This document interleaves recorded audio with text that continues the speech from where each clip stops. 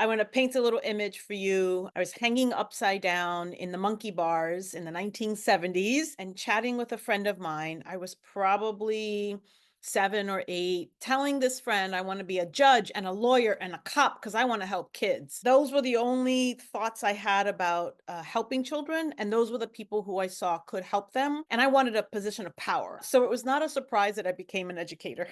My name is Sandra Chapman, but I became known as Chap during my first year as an assistant teacher in the Bank Street School for Children. For 2 years as an undergrad, some of the graduate students would sometimes make comments about this Bank Street, Bank Street, Bank Street. And I didn't know what it was. I thought it was literally a street. But when I was ready to pursue my master's, I looked it up and saw what it was.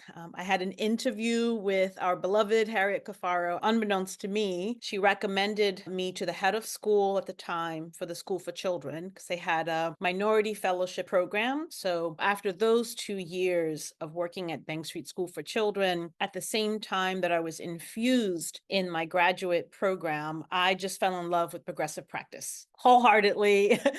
Became a progressive educator, progressive parent, progressive friend. It just weaved all into how I show up in environments. There was a pivotal moment when I went from being the assistant teacher to being the head teacher. My first group of children, one of them was a 3-year-old Black girl who, within a few months of being in the school, started to question aspects of her identity. It was painful. It was painful to hear, but it was even more painful when I needed to talk to her family about it because I wanted to be better prepared. And then Dr. Beverly Daniel Tatum came to talk in the auditorium, and I kind of snuck in the back of the auditorium and was intrigued by the exercises she had the audience do. There's a Fia, this child exploring aspects of identity, and I just didn't feel equipped to address them in a way that would help her and nurture her. And then I hear from this scholar on identity formation that really motivated me to sort of dig deeper into what don't I know and what can I learn about identity and justice so that I can really do my work better with these young kids. A Bank Street education is, I think it's like a priceless gift that you give to yourself. It's like the kind of gift, like a plant,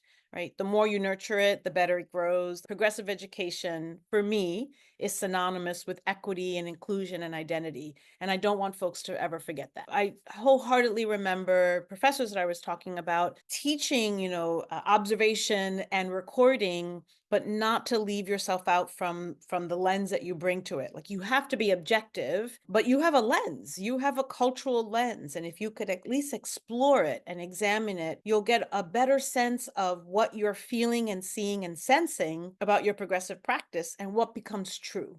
In the graduate school, there were professors that really created opportunities for me to examine myself as an educator with my all of my identities, opened the door and embraced and encouraged conversations about social identity differences.